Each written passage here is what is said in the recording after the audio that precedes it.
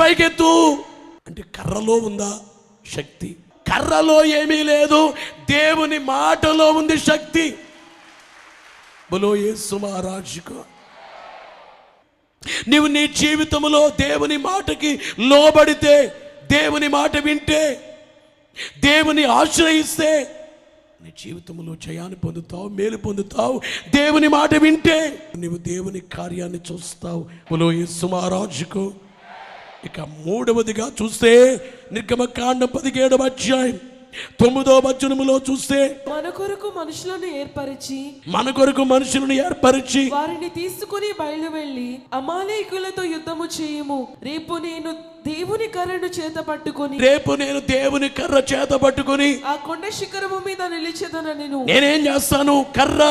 ఇంతకీ మోషే చేతిలో ఉండే ఆ కర్ర ఏమైపోయిందట? దేవుని కర్ర.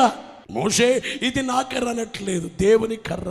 ఎందుకంటే ఈ కర్రతో ఎన్నో కార్యాలు, కాబట్టి ఇది దేవుని కర్ర. దేవుడు వాడుకుంటున్నారు, దేవుని యొక్క కార్యము జరుగుతుంది.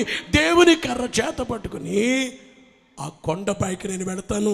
నిర్గమకాండము 4వ అధ్యాయం 20వ వచనములో చూస్తే మోషే దేవుని కర్రను చేత పట్టుకొని, Moses took the rod of God in his hand. దేవుని కర్ర చేత్తో పట్టుకున్నాడు.